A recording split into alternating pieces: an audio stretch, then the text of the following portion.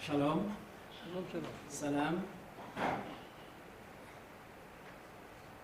Messieurs les ministres, Monsieur le ministre de la Diaspora, Dr Nachman Shai, Monsieur le ministre des Finances, Hamad Amar, Monsieur l'ambassadeur du Royaume du Maroc et toute son équipe ici en Israël, Professeur Amna Albeck, recteur de l'Université de Bar-Ilan,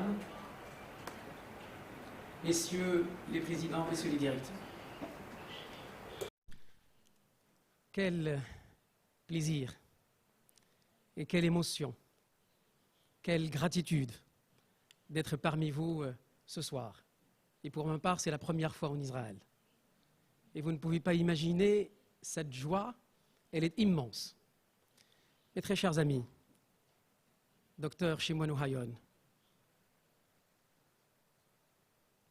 mon cher Abraham, je n'oublierai jamais ces mois passés aux côtés de vous, jour et nuit, des mois de travail, un investissement que l'histoire n'oubliera jamais. L'histoire, sachez-le, mesdames et messieurs, marquera à jamais cet événement ici en Israël, à Tel Aviv.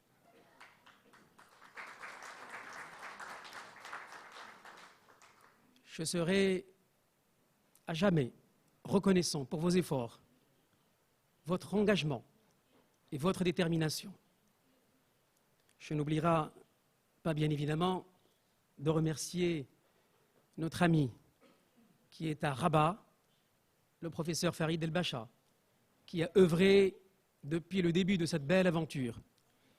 Et quand je parle d'aventure, elle est d'abord humaine, avant qu'elle soit académique et scientifique.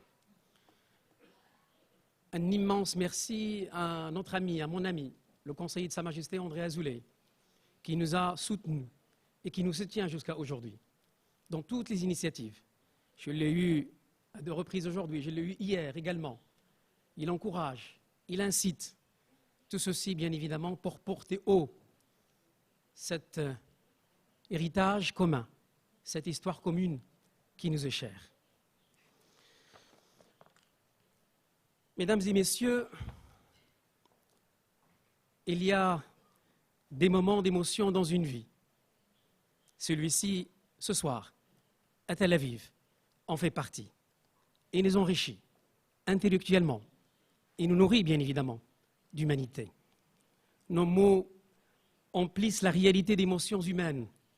Certains diraient qu'on devrait tenir compte du fait que tout s'écoule et rien ne demeure, comme disait le philosophe grec Héraclite Éphès.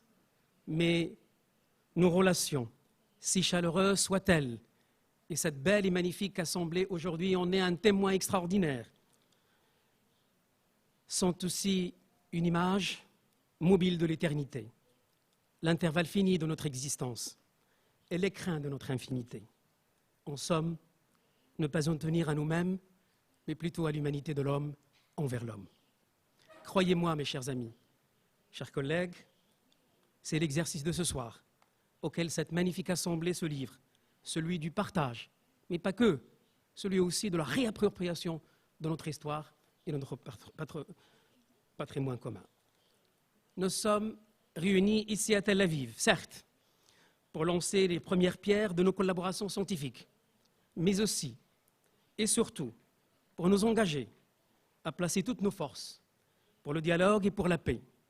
À travers nos travaux, nous devons susciter un intérêt à la compréhension du monde qui nous entoure, la compréhension de ce qui est perçu comme étant différent, mais qui nous concerne. C'est notre vertu qui constitue notre part d'humanité.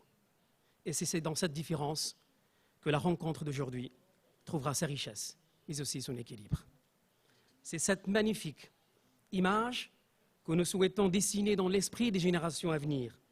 C'est cet héritage que nous voulons leur léguer. Et c'est ce message de paix que nous sommes venus délivrer ici à Tel Aviv, en donnant surtout, très important, à l'éducation, à la culture, la place de choix qui leur revienne unanimement. Mesdames et messieurs, les cultures, aussi ouvertes soient-elles, ne peuvent pas dialoguer. Le dialogue est l'affaire d'individus. Nous devons alors continuer à nous réconcilier d'abord avec nous-mêmes et avec les autres. La plus belle des façons de dire son émotion et surtout d'étendre les possibilités d'une osmose. L'humanité est une suite discontinue d'hommes libres qui isolent irrémédiablement leur subjectivité. Et loin de cette subjectivité, il nous appartient, tous ici présents, de se saisir librement de notre sort, celui de notre commune humanité, afin de construire un imaginaire collectif et harmonieux. Quelles que soient les stratégies mobilisées, quels que soient les déterminants culturels mis en avant, et quelles que soient les trajectoires socioculturelles, une seule vision valable s'impose, celle de la célébration de l'humain. Chacune et chacun d'entre nous, ici présents, incarne en lui une humanité. Le tout est de donner du sens et de la vie à cette humanité intériorisée. Au fil du temps, nous apprenons en permanence à explorer les expériences les plus inédites, les plus singulières de notre histoire. Nous venons tous d'horizons différents et nous nous réunissons ici à Tel Aviv, et c'est ce qui fait notre richesse. Le sentiment d'appartenance à des valeurs doit transcender toujours toute autre considération. Le royaume du Maroc, je le rappelle, même si vous le savez, s'est nourri de toutes les civilisations et a additionné à son esthétique une sensibilité encore plus riche. De même, Essaouira, où le centre d'études et de recherche sur le droit hébraïque est né, illustre bien cette réalité marocaine. La cité des Alizés a toujours montré et démontré que la référence à l'espace géographique n'est pas la seule réponse, car cette ville-monde incarne de ce qu'il y a de plus authentique dans l'histoire et la civilisation méditerranéenne. Une très très belle leçon de l'humanité. C'est cette humanité-là, mesdames et messieurs, dont il est question, ici ce soir. Dans ces périodes les plus vulnérables, elle a été profondément choquée, elle a été profondément meurtrie, elle a été profondément fracturée. Nous ne voulons pas que l'histoire sombre surgisse à nouveau et tente de se renouveler. Notre grande responsabilité, mesdames et messieurs, réside dans la transmission, une pratique ancestrale de l'humanité, un contrat de génération, innover, chercher des liens de connexion, nourrir et se nourrir des autres et des cultures du monde, s'inscrire dans l'échange, dans le dialogue et dans une dynamique intégrée pour donner du sens à une histoire collective. Car notre mémoire n'est pas et ne doit surtout pas être sélective. Au contraire, elle est enrichie par les uns vers les autres afin de construire le pont intergénérationnel et une expérience créative s'inscrivant dans la continuité. En dépit de toutes les différences qui les caractérisent, les sociétés, les cultures, civilisations partagent une commune humanité que la résurgence des localismes, des particularismes et des essentialismes a eu tendance à occulter. Au cœur de toute réflexion, l'universalisme est et doit rester indispensable. Il est vital pour accéder à ce qui tient lieu d'objectivité dans la connaissance de l'humain. C'est l'éducation. Accompagne l'émergence d'une liberté, elle ne la façonne pas pour autant. Mettons donc la culture au cœur de nos priorités, nous aurons alors tout simplement préservé notre patrimoine et notre mémoire de l'altération. Les circonstances, mesdames et messieurs, particulières que l'humanité traverse donnent davantage de légitimité à nos actions communes. Notre responsabilité face à cette période incertaine est immense.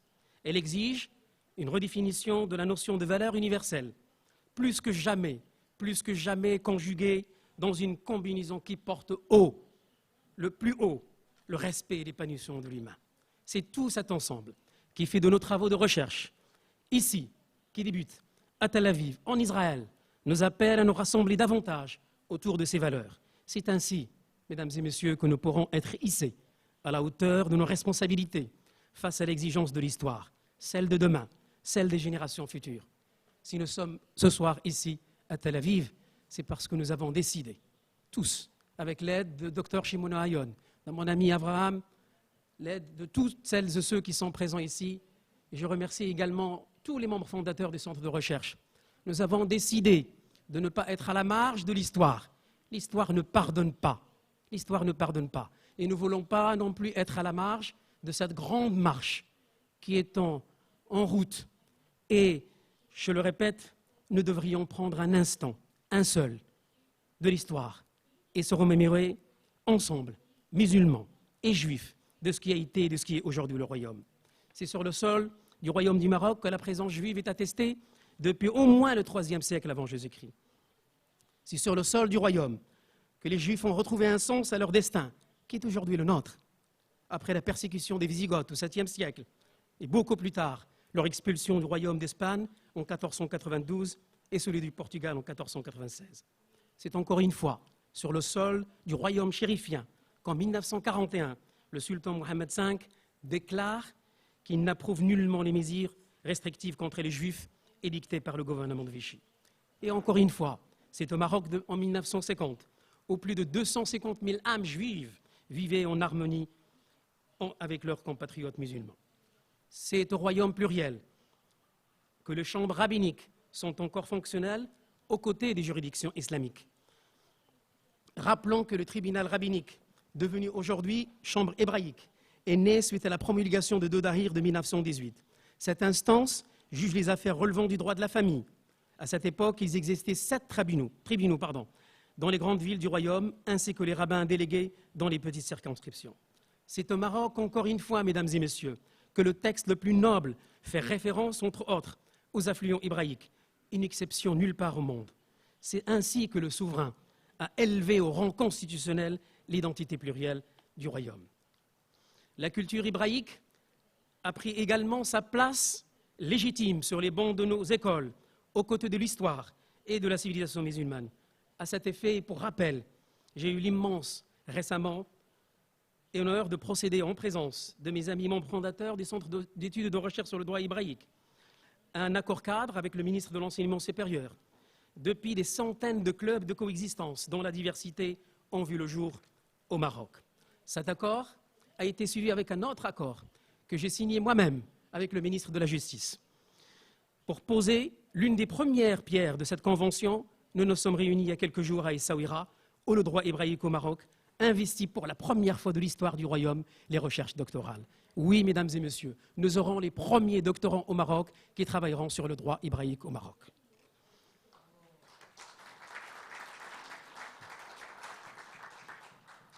Toujours dans le fil de ces dynamiques, la visite royale à Beit Dakira, où abrite le centre de recherche, en janvier 2020, est hautement symbolique.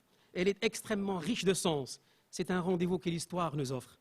Cette visite de Sa Majesté scelle une forte impulsion donnée à la préservation de notre mémoire et nous invite à nous rassembler autour de valeurs humaines et humanistes. Tout ceci a été possible parce que, dans notre démarche de la compréhension du monde, nous considérons l'humain dans son unité et dans sa pluralité. L'unité de ses origines, de son histoire, de son développement, de ses évolutions, de ses préoccupations, des défis qu'il doit relever, et la pluralité des déclinaisons locales et culturelles de cette commune humanité qui nous est chère. Et je dis solennellement, je dis à ceux qui ne croient pas à nos échanges, je dis à ceux qui ne croient pas à nos valeurs ou qui ne veulent pas y mettre la moindre volonté, je leur dis que notre démarche n'est pas celle de l'essentialisme, ni celle de la résignation fataliste, ni celle des calculs stratégiques et d'une réalité, mais elle est d'une réalité implacable qui tire sa légitimité d'une histoire profonde. Laissez écouter cette voix lointaine de l'histoire, celle de la mémoire. Laissez-les écouter également cette sagesse qui nous a permis de nous réunir ici à Tel Aviv. Mesdames et messieurs, il y a encore plus fort que la pensée, la puissance de l'intellect commune à l'humanité. Croyez-moi, si Al-Andalus était propice aux échanges, car elle avait les ressources, elle avait de la volonté et des hommes et le sens de la créativité. Aujourd'hui, la paix est possible. Chers amis et collègues, nous continuerons à résister par la culture, par la portée objective de la transmission de nos valeurs, et ce malgré cette période difficile, malgré la tentation de repli et des fractures par-ci, par-là. C'est nullement un choix, mais une nécessité absolue. Rien de grand ne s'est produit dans le monde sans passion. Chaque homme est une humanité, une histoire universelle. Bien sûr, vous allez me dire, dans ce monde difficile, il y a de l'incompréhension. Bien sûr, parfois de l'indifférence, mais on s'y oppose. Et ce n'est pas pour autant qu'on doit ignorer la culture de l'autre. On peut en apercevoir et percevoir la beauté. On peut s'y attacher profondément. Et c'est cette magnifique dualité qu'il faut vraiment saisir. Et enfin tenter de comprendre pourquoi ces relations sont si complexes. J'ai envie, enfin, de comparer cette belle et magnifique assemblée à une chandelle qui ne perdra jamais de sa flamme. car j'ai l'intime conviction qu'elle contribuera à en allumer d'autres. Quoi que nous réserve l'avenir, sachons apprécier l'humanité qui nous entoure. L'homme est utile à l'humanité par cela seul qu'il existe. Et enfin, mon cher Abraham, mon cher Shimon, nous continuerons sur la voie des Lumières. L'histoire peut en être rassurée. L'identité juive marocaine a ses gardiens. Merci beaucoup.